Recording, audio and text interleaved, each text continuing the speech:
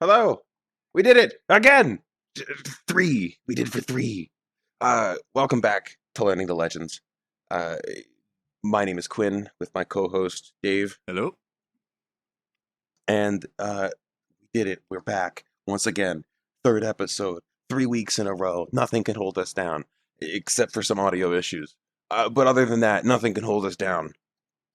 Uh, and today we're gonna talk. We're gonna get right into it. We're gonna finish up uh, a couple of the places in Runeterra, and we don't have the map today because the if audio works, video can't work, right? So that wasn't working. So there should just be at least some images, but there won't be a map today, unfortunately. But that doesn't stop us from getting right into it. Hey Dave, have you ever heard of the Lorax?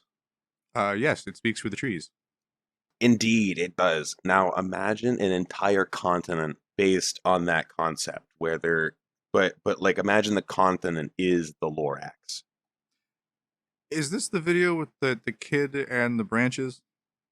Yeah. So if anyone watches the Legends of Runeterra, Tales of Ionia, uh, you will see that a child has cut down a branch or cut down a tree, and a giant golem comes and tries to beat him down because Ionia is where we're going to start today. Ionia is a place where nature is literally alive. The entire region is like it's its own continent, and the entire region is like alive. The entire place kind of revolves around a like I don't know what the term is. Uh, you don't waste things. So if you're going to cut down a tree for wood, you better replant that tree. Very eco-friendly. Um, yes, yes. If you kill an animal, you better use all of its meat and its fur to survive. Because taking what you need to survive is fine as long as you give back. Because of this, Ionia, while like a lot of Runeterra was undergoing the a lot of different wars, and uh, I believe like the whole Mordekaiser stuff happened, and like that we talked about last episode, and Ionia kind of wasn't touched. There was about like 5,000 years of peace because of this like nature spirit that protected the land from intruders. And Ionia has a bunch of characters, and we're not going to get into a lot of them today. We're going to get into a couple, uh, and we're going to go over like a little brief little history of these people. But Ionia has a bunch of characters that are important to a big event, which is the Noxian invasion on Ionia, which we will also talk about a little bit here. But the big kind of players we're going to talk about today in Ionia are a guy named Zed and a guy named Shen. Actually, Zed, you have somewhat of a familiarity with. I keep seeing that stupid sticker everywhere. Really? Yeah, you keep posting that sticker. If the like the ninja with his like face with his hands over his mouth. Oh, is that who that is? Yeah, that's Zed. It's one of those things where it's just like, oh, that's a cool reaction. I'll click on that one. I mean, there's SpongeBob sitting next to him, man. I don't know who he Yeah, is. no, it's Zed. Well then. Zed, Zed and Shen, were both basically ninjas that trained under their master. I don't actually know their master's name, but they trained under their master, and they both became like star pupils. And eventually, in Ionia, there was something that was ravaging the land that was being called the Golden Demon, and uh, Wait. You're telling me the Games Workshop competition has been terrorizing the land of Runeterra? what the Golden Demon is that a thing? That's their painting competition. You get a statue of a big Oh, golden demon. that's really cool. But no, Oh, no, the Golden Demon was I believe that's what he was called, the Golden Demon. The what it actually was a man named Kata Jin, or that's at least what he says his name is. I'm And sorry, this Cottage man, Inn? Kata Jin, Ah, okay. Khadajin, Kata Jin, and the two boys, because they weren't very much more than like, I think at the time these two kids were like 14, 15. Perfect age to become heroes. Yeah, they saw a lot of death and a lot of mutilated bodies, and they are. I know that they didn't catch Jin at that point, and Shen and Zed, I believe, continued looking for Jin. There's a whole comic about it. Maybe we'll go through the comic at some point. But there's like a whole I think there's like a 6 or 7 issue comic about them chasing Jin. I think it was at this point that so they were chasing the golden demon. They found out it was Jin. They were not able to capture him, and and Jin got away. And Zed had learned about something called like the shadow techniques, and he really really wanted to utilize these because he's like, hey, these are really really strong techniques. We should be using them, but they are forbidden. They're forbidden knowledge. Not okay. Bad juju. Well, then you know someone's going to learn how to do it. It was him. Zed Zed was able to. I think he was able to learn the techniques. He was able to learn some of the techniques, and then it was at this point that the Noxians started to invade, and so a bunch of characters from Ionia helped out in this Noxian invasion. Zed, he has left his temple, and he's leading a group that he calls the Order of the Shadow, and he's leading them to kind of fight the Noxians. And while that's going on, he realizes, hey, my men are just like men. It'd be pretty cool if we could like buff them up with the shadow techniques too. So he then took his men from the front lines back to the temple that he was at, that he went to. And this part apparently has never been nothing. No one actually knows what happened inside, but Zed went inside to his temple, and the only other person that apparently was in the temple was his master, his old master. Zed went into the temple, or they both went into the temple, and Zed is the only one to come out holding the black box that contains the shadow techniques, as well as a bloody blade. Well, that's never a good sign. Yeah, it was at that point that Shen was like, the hell, why? And Shen got in tuned with the spirits of nature in Ionia, and he became a spirit boy, while Zed became Shadow Man.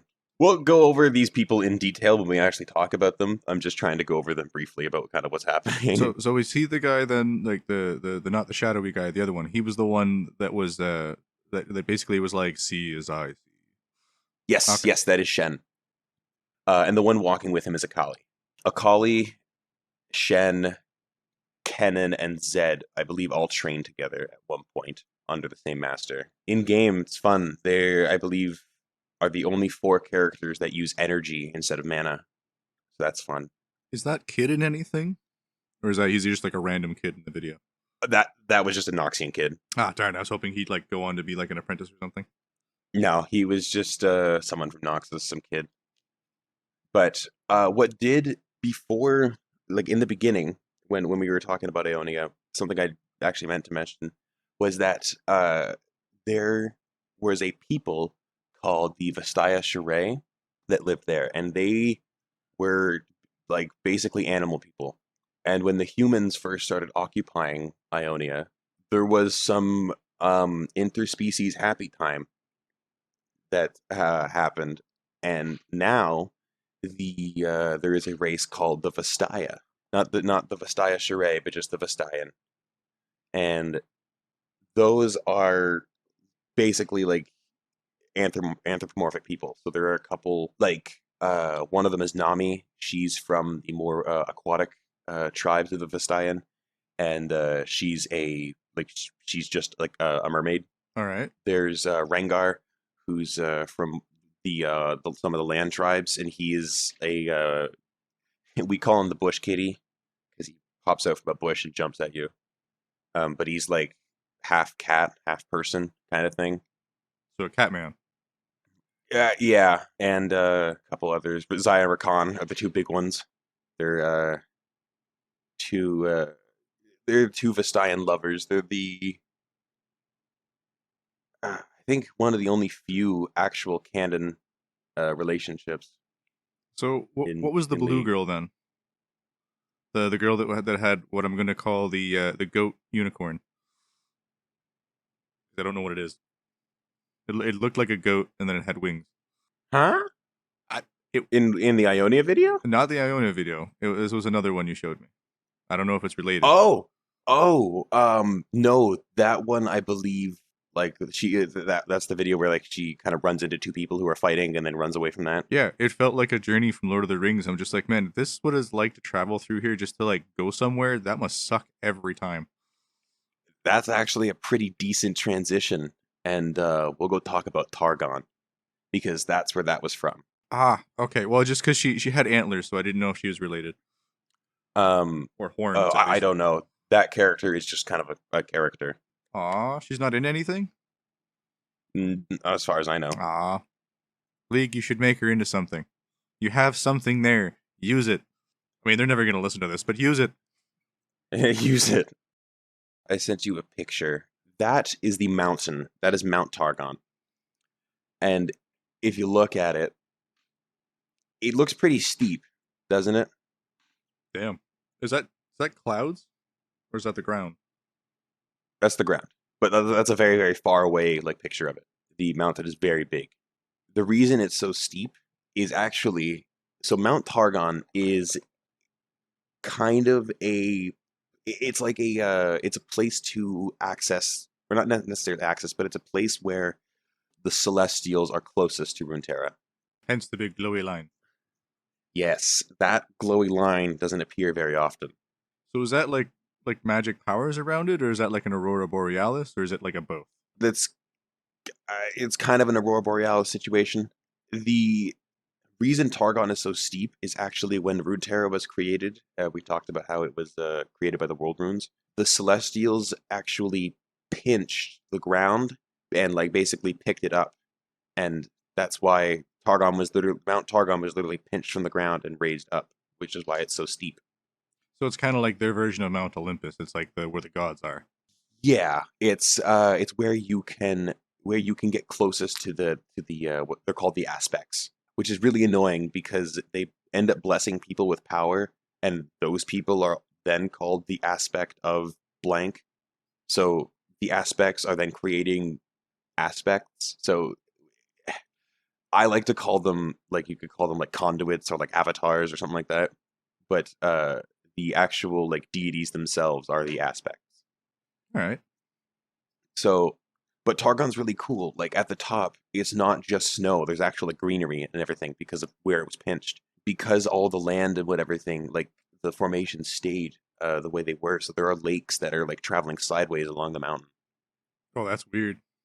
It's all extremely magical. But Targon is throughout Runeterra, Targon is known because, uh, well, there are two tribes. There are two main. Well, there's one like people that live around the base of Mount Targon, and they are the Rakor, and they have two big tribes. There's a couple like tribes there, but there's two main ones, and that are the Solari and the Lunari. And when we talk about Leona and Diana, we'll get more into the Solari and Lunari.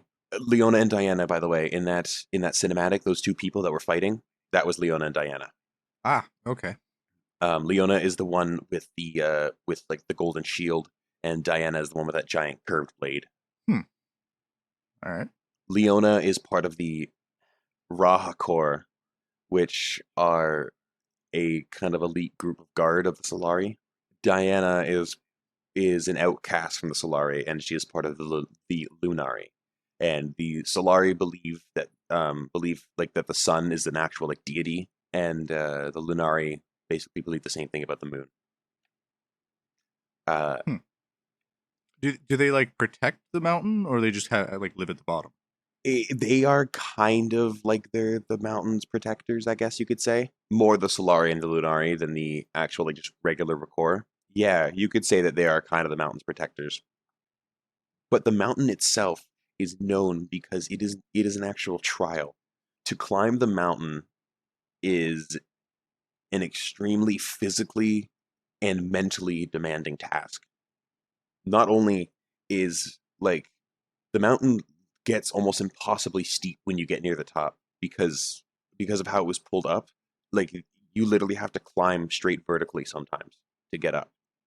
The the reward if you actually make it to the top, and that's if you make it, because very rarely do people actually make it to the top. There are a lot of people who make the journey and don't come back because it's physically, like, the terrain is just physically dangerous. The If you make it to the top, you have to be deemed worthy by the aspects. So during the entire time you're climbing, you will be taunted and almost tormented mentally by these aspects. So like, say you lost your parents or something, you might be climbing and you'll hear perfectly in your head like both your parents telling you to turn back, that it's not safe, you need to go home. It's like stuff like that. Like you'll just get like hit with mental images and everything. So it's almost like the like God of War when he's in Hades and all the smoke and things are making like aspects of like Zeus and all the things that he did and he's trying to run away from. Yes, just like that. Okay. That sounds horrible. Yeah, oh yeah, it's not fun. It's not a good time.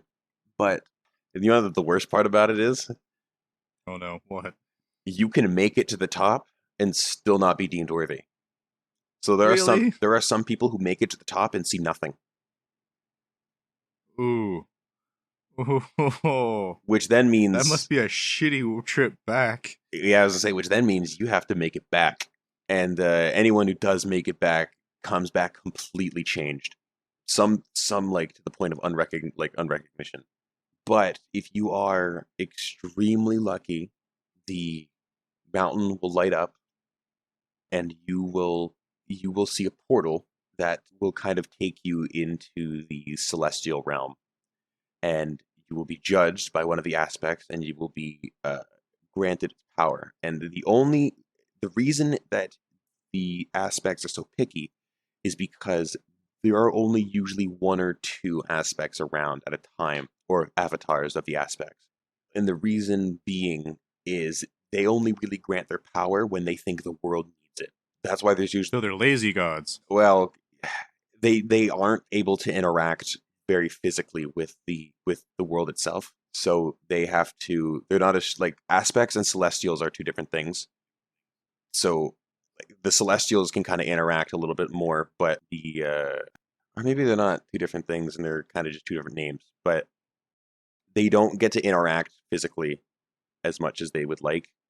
So they have to do it through people. So if the world's in trouble, you'll see an aspect pop up. And So this hmm? this sounds, I don't know. You know what? I was gonna say something. I don't want to get into like religious stuff, but this sounds a lot like the Hinduism and the avatars of like Shiva and that kind of stuff. Yeah, Is that kind of what they're going with? um, knowing nothing about that religion, maybe. I was like, I just want to preface this. I know very little. I took high school world religions and not very long, and that was one of the things we were kind of taught. So it kind of sounds like that, where it's like they will come to Earth or they will infuse somebody with their power as an avatar or representation of them. Yeah. So Or I guess the better way to put it would be like when the gods possessed people on the battlefield and they took over and would like fight with them or as them. yeah. Okay, So there we go. Sorry if I offended anybody. the the scary thing that's happening right now in the actual, like, at like current times. You know how I said like there's usually only one or two because like that's all the world usually needs? Oh no, is there like Oh, 5 now? there's seven, Oh shit. and they're all playable characters. There is the aspect of the sun, which is Leona. There's the aspect of the moon, which is Diana. There are the aspects of justice, which we actually did talk about for a couple of minutes the last episode, which are Kale and Morgana. There's the aspect of the protector, which is Tarek. The aspect of Twilight, which is Zoe, and then there's the aspect of war, which is Pantheon. Pantheon is pretty cool. He's literally just like a big Spartan. Nice. But yeah, so, and I think we actually might be seeing why, like, coming to fruition, why there are so many aspects right now, because League just dropped a cinematic where the mist. Remember how we talked about the black mist from Shadow Isles? Yes. The black mist is starting to take over Demacia. Oh, that's bad. Yeah, and if you remember on the map, they are not close to each other, No. meaning that mist is spreading, and the ruination might be happening to other places. Which, if that's the case, yeah, we might need a little bit more power. Yeah, it might be a little. It might be time to have a few more aspects in the world. But right next to Targon, we're gonna kind of shift gears to a whole different continent. Is this the sandy one? It is Shurima. Yay! And to talk about Shurima, we're going to kind of talk about the fall of Shurima. Oh. It sounded so happy at first. Shurima was a very large empire that they worshipped the sun before it was cool. Okay. Is the best way I can say it. They had this You see that large big bright thing in the sky? Yeah, we saw it first. they have this thing called the sun disk, which actually like harnesses the power of the sun and creates these things called ascendants or ascended, which are basically like god warriors. And they're at the time when we start the story, there are only two, Nasus and Renekton, which are, if you know what Anubis and Sobek look like, there you go. It's the fucking big dog and a big crocodile. Okay. I was like, it's been a while since I've done Egyptian. To talk about the fall, we're going to talk about Azir. Azir was the son of the emperor, but he was like the 10th son, so he didn't really have a chance in his lifetime to rule. Time to get murdering. So he began studying because Oh. he didn't think that there was any chance that he was going to rule. So he began studying, wanted to learn as much as he could about the world. He studied a little bit with Nasus, learned a lot about combat and stuff from him, and which is having a god warrior teach you combat is usually pretty effective. So he learned pretty well, and he also had a slave boy named Zareth, and Zareth and Azir basically kind of told Zareth that one day, like if I become emperor, like like I don't want slaves anymore. We're gonna get rid of the whole thing, and He uh, said and you to know his slave. and and and one day you and I are gonna be brothers because Zareth and Azir became really, really good friends. Like even though that like Zareth was Azir's like slave, Azir didn't really treat him like that. He Okay. did treat him like a brother, and this was especially true when there was one day that him and his family went out on. They were going out somewhere. They left the empire and they were leaving. They were going somewhere. I don't actually know where. They left. Got attacked by a group of assassins. After he got after the family got attacked, like all of his siblings, like the rest of his brothers were like murdered at that point. All of his brothers got like murdered, and the emperor didn't want Azir to be his heir. Harsh. Yeah, one second, sorry. And he didn't want Azir to be the heir. He wanted basically anyone else. So the queen kept trying to have a healthy heir, and she finally was able to have a child. And it is said that the night that the child was born, a large lightning storm uh, came and just started striking at the her chambers. Okay. Sorry, I lost my train. It's okay. That happens. Yeah, the lightning started striking her chambers until both the queen and the child were murdered, were killed. Oh, that's awful. I thought that was just gonna go in a completely different direction. Not And murder. and the king, it said that the king killed himself after seeing or and hearing hearing about what happened and seeing his, queen's body. And then but after those rumors started to spread, another rumor started to spread about there being bodies found chopped to pieces inside the king's chambers. So I'm maybe he sorry. didn't. What? Yeah. So we don't know how that happened. Okay, feeling a little less sorry for the king. Yeah. No, sorry, it was the king's body that was chopped up. Oh, well, that's just confusing. Hmm. So they So don't know who did it, or at least not yet. not yet.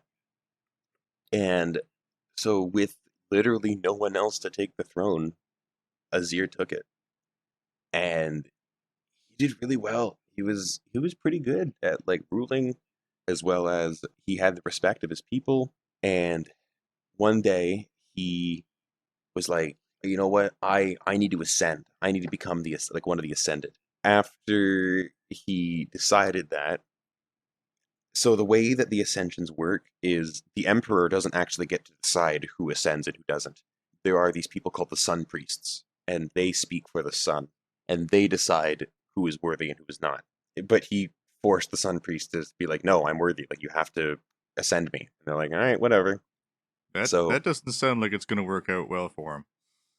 so throughout all this, Zareth has become very bitter and hateful. Even though Azir's always treated him well, no one else has. So it's hard to explain a lot of it without going into both perspectives because I'm only talking about from Azir's perspective. When we talk about Zareth, we'll talk about how this looked from his perspective. But Azir, he was about to be ascended, and before he did, he announced to everyone and said, and he basically fulfilled his promise to Zareth. Said, slavery is over. Like there are no more.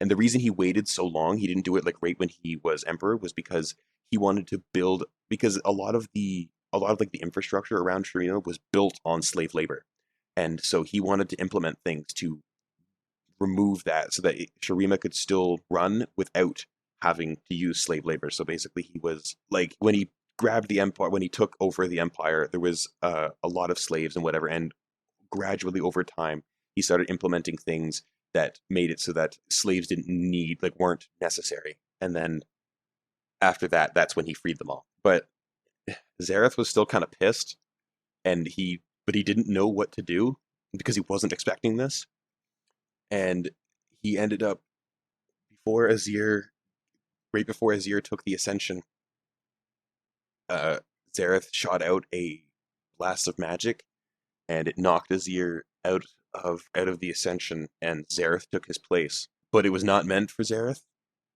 and so his body kind of like got fused with the ascension magic and kind of let out a giant explosion, and this explosion Oh, actually sunk Shurima into the sands, oh, so it's like a desert version of Atlantis. kind of.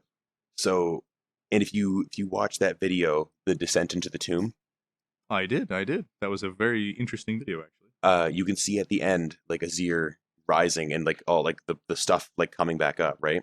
So at the time of that release, Azir had returned.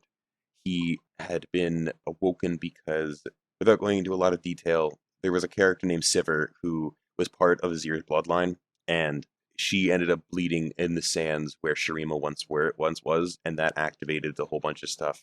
Which then, if you've seen the video, blood activated Shurima and awakening Azir once more. And once Azir was awoken, he realized, oh, cool, I got like. He basically raised his hand, and as he raised his hand, like three or four like sand shoulders just pops up out of the sand, like waiting for his command. And so, So it's kind of like the mummy from the Mummy. yeah, but also a bird. He's a bird Okay, man. He's a bird man. it's just the way but also a bird. Um, and So is he good or evil, uh, or like ambiguous? he's so the thing about there isn't besides maybe the Shadow Isles, there isn't really a morally good or bad place. It all kind of depends on how you look at it. Like a So it's lot of like the 40K universe. There's no really good or bad guys. yeah. Well, I mean, it just depends on who you're following. Well, because if you look at it from Noxus' standpoint, right? Noxus is going around liberating kingdoms from like tyrant kings and allowing those people to actually have a chance to rise up and become part of the Noxian Empire. As long as you dedicate yourself to Noxus, you can become anything, right? That's Noxus's point of view. But to other people, it's like, hey, this like land, this empire just came and took over my home, and we couldn't do a thing about it, and now we're a part of this empire when we don't want to be. So But I it, feel like that happened a lot in our history too. So I mean, yeah, yeah, and look how many people were on both sides. so okay, I get your point. Yeah, it's basically comes down to where does your loyalty lie, and at that point that's when you can kind of start, like, that's why, like, I really enjoy Noxus. I personally really like Noxus the most, um with like the way it runs and everything. So a lot of my viewpoints come from the viewpoint of like Noxus, which is why I'm not a huge fan of Demacia. But that's kind of what I have for the three bigger regions left. There are two more regions, Bilgewater and Ishtal, but the problem with those two is that their lore is kind of dependent on characters. So we're going to explore them more when we actually talk about the characters that are in there, and we'll probably do one or two characters, or like probably two characters per thing for those. Like so when we talk about Bilgewater, we'll probably do a couple episodes about some Bilgewater champions. Like we'll probably do one episode on both Graves and Twisted Fate because they have lore together. We'll do stuff on Misfortune and Gangplank. So what you're telling me is that last video was a teaser video. Kind of. That's not cool, man. Uh, and Ishtal, Bilgewater is a pirate haven. Bilgewater is a place where if you just want to go make a living, like selling shit on the black market or fishing or like kind of anything you could do it at an illegal port town, Bilgewater is your place to go. They don't really have laws; it's kind of fend for yourself. But they actually did a really cool thing a while ago where they did like Bilgewater stories or something like that. So there's like 7 different like stories on YouTube or something like that. Like they're like little audio stories about some of the different characters from Bilgewater that like coming from the point of view of someone who lives in Bilgewater. Oh, that's cool. Yeah, so like Fizz is he is an actually he's a very ancient Yordle, and he's a fish person, but he's a trickster. Like he torments sailors and drives them insane. That sounds a bit beyond trickster, but all right, I can Ah, dig it. he also has a shark, which is really weird because if you read his lore, sharks are what destroyed his kingdom or destroyed his home. So it's kind of weird that he has a shark Oh, as a pet. he's like But Sharkman, man. I will take the thing that I fear the most, and I will turn it against my enemies. yeah, that's exactly what it is. There you go. See, he's just got Batman Um, logic. He's just traumatized. there's a there was a fun thing that they did. They actually they've done a lot of interactive stuff with Bilgewater, which I really like. Like when there's a character named Pike, and his lore is really fun. He when he came out, there's a map in the game called the Howling Abyss, and when he came out, they changed it to Butcher's Bridge, and they came out with a bunch of like pirate themed weapons and or pirate themed items and stuff that you could use on the map. Hmm. And the map changed from like this big snowy thing. Like the Howling Abyss is actually in Freljord, so Oh, it's like this big frozen place. Is this big frozen thing? It's like one big long ice bridge, and then so yeah, they changed it to Butcher's Bridge, and it's a big long bridge in Bilgewater. It's really cool.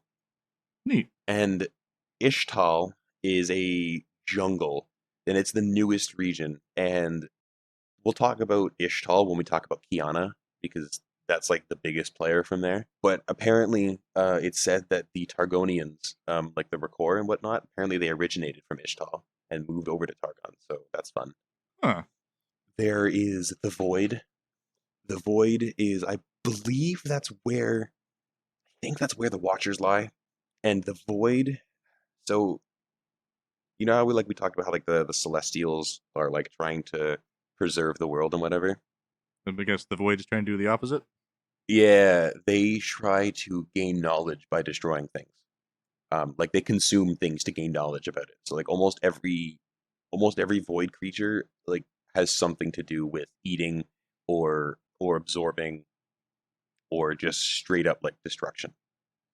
Like Kha'Zix is the supposed to be the ultimate predator. He's a like a bug from the void that just kept killing things, and every time he killed something, he gained a part of it. That like he basically gained its predatory instincts and advantages. So now he's this giant bug with giant claws and big wings and whatever. And every time he in game, the way that they do it is like every time you get a level of your ultimate, you can evolve one of your abilities to make it just better. That's pretty cool. Yeah, they have someone like Cho'Gath, who's just like his whole purpose is just to eat shit. He's just this big, giant, like 6-armed monstrosity that is just it's just like an abomination that is made to eat things. Huh. Yeah, Is he and just like a then big mouth? he is a large. I don't really know what to kind of talk. Kind of like 1 second, I can give you a picture. I mean, like he's definitely a lot of mouth. Oh god, he looks like a Tyranid. Yeah, Mixed yeah, with the actually. roach from Men in Black. Yeah, a Tyranid mixed with the roach from Men in Black. That's a really good description of Cho'Gath. That is terrifying. Holy shit.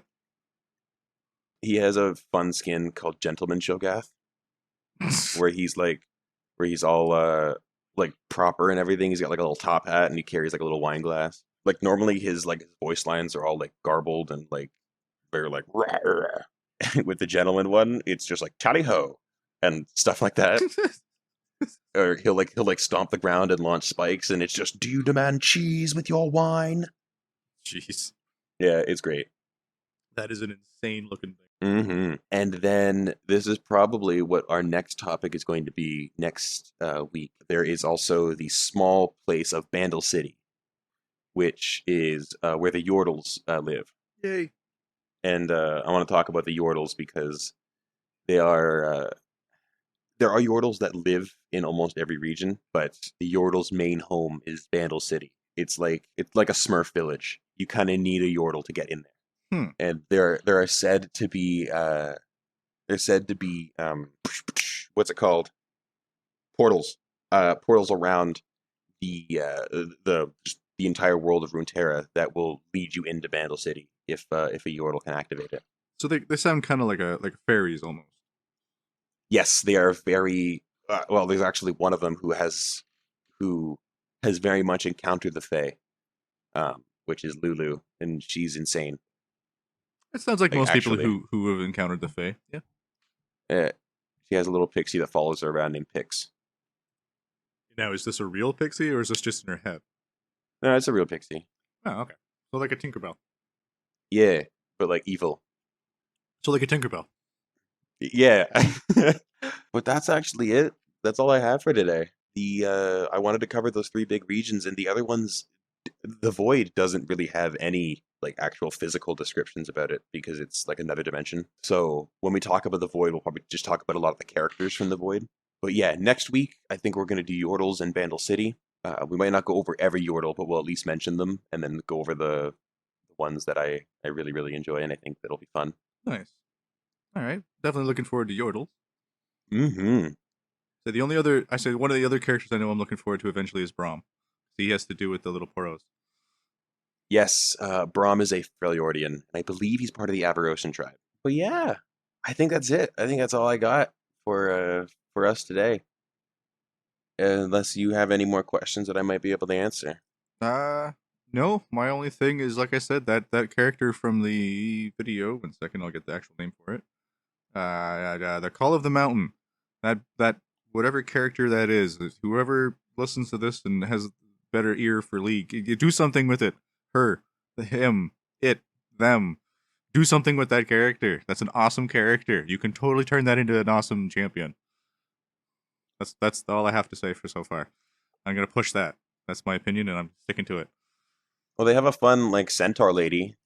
Is that close enough? No, that's not a blue orange demon fawn chick with a weird Pegasus goat thing. I don't know what these characters Yeah. are. At this point, neither do I. I just watch the Call of the Mountain. You'll see. It just I don't know what the goat thing is. It just she finds a goat, and then it has wings, and it looks like it has a single horn. So it's either a really weird looking unicorn or it's a goat unicorn. And either way, it's really cool, and I think that's a cool character concept that they should use. So if you're Uh, confused by what I'm saying, go watch Call of the Mountain, and then you can let me know what you think down in the comments below. And see if you agree with me or if I'm just crazy. yeah. Well, actually, so there might be able to like do something with her, but a lot of the stuff in those cinematics you are interactable in the card game. So like the Ah, card game Legends of Runeterra. So you can play like that character might be a card that you can play. all right. Well, if that's the case, somebody let me know in the comments below so that I can check it out because I think that's an awesome character idea. Alrighty, but with that, I think we're good to end. Thank you everybody for tuning in and watching, listening. Please remember we are on YouTube, Spotify. Apparently we're on Google Podcasts, so that's cool. I think that's it. That's all I got. Dave, you got anything else? Just put us on in the background when you're doing stuff. Put us on for your pets. Put us on for the relatives. Put us on for the relatives you don't like. Who cares? Put us on. Let us listen to us in the background, man. Thanks for listening. Yeah. Yeah, thanks for listening. And everybody, have a good day. Have a good one.